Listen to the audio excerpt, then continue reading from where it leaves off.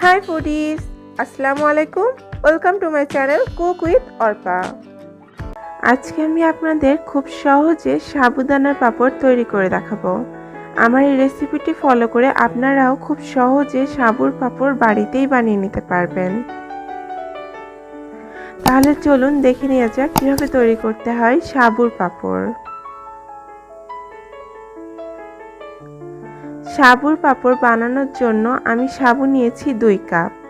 এখন এই সাবুটাকে পরিষ্কার পানি দিয়ে 2 বার ধুয়ে নেব। সাবুটাকে পরিষ্কার করে 2 ঘন্টা পানিতে ভিজিয়ে রাখব। 2 ঘন্টা পরে এখন এই সাবুগুলো ফুলে ডাবল হয়ে গিয়েছে।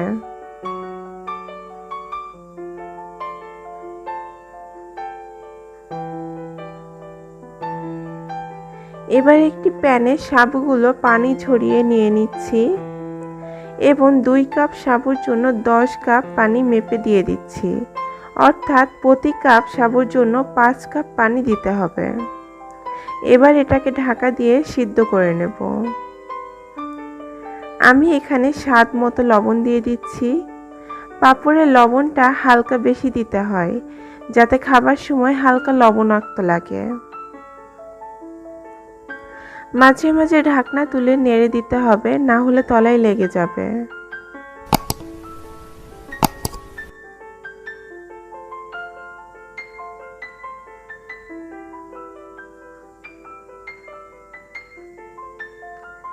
প্রায় 10 থেকে 15 মিনিট পর আমার সবগুলো সাবু সিদ্ধ হয়ে স্বচ্ছ হয়ে গিয়েছে। এখন আমি এটাকে চুলা থেকে নামিয়ে পুরোপুরি ঠান্ডা করে নেব। ঠান্ডা হবার পর এটাকে আমি ব্লেন্ডারে ব্লেন্ড করে নেব। আমি ব্লেন্ড করে নিয়েছি। অবশ্যই ঠান্ডা করে তারপর ব্লেন্ড করতে হবে। এখন আমি এখানে কিছু মশলা অ্যাড করব।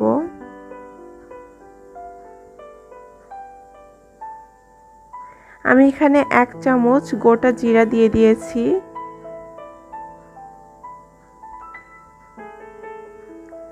1 চামচ গোলমরিচ গুঁড়ো দিয়ে দিচ্ছি, দিচ্ছি হাফ চামচ কালো জিরা, শুকনা মরিচের গুঁড়ো দিয়ে দিলাম। আপনারা আপনাদের পছন্দ মতো যে কোনো ফ্লেভার, যে কোনো মশলা অ্যাড করতে পারেন। আবার চাইলে শুধু লবণ দিয়ে পাপড় বানিয়ে নিতে পারেন। আমি সব কিছু খুব ভালোভাবে মিশিয়ে নিয়েছি।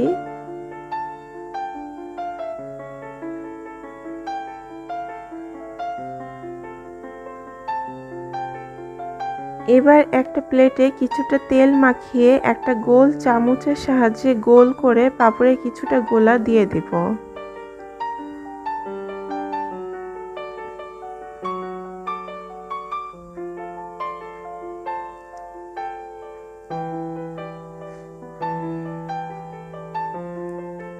গোল চামচের সাহায্যে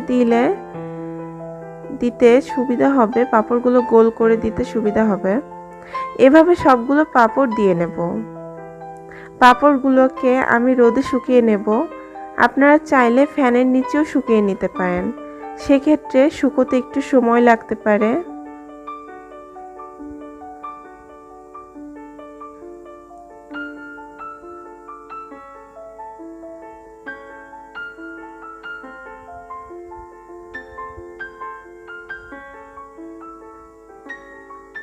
এই যে পাপড়গুলোকে আমি 2 দিন রোদে শুকিয়ে নিয়েছি।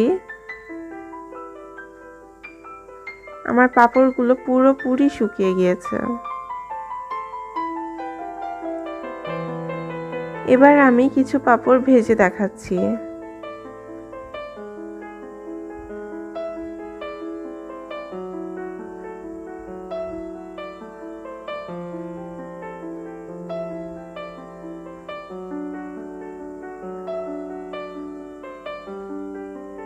পাপড়গুলো এক একটা কতটা বড় হচ্ছে দেখুন। এই পাপড়গুলো এয়ারটাইট বক্সে রেখে সারা বছর ধরে সংরক্ষণ করতে পারবেন।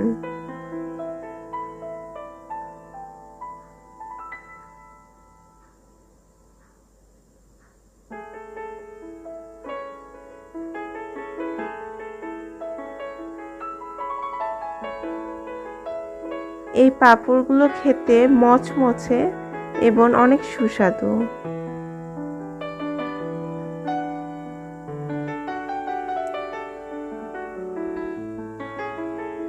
এই পাঁপড় খেতে বাড়তি কোনো বিট লবণ অথবা টেস্টিং সল্টের দরকার নেই, কারণ আমরা আগে থেকেই বিভিন্ন রকম মশলা এখানে অ্যাড করেছি।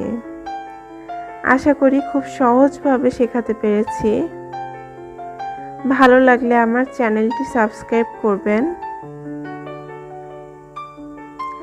সবাই অনেক বেশি ভালো থাকবেন। আল্লাহ হাফেজ।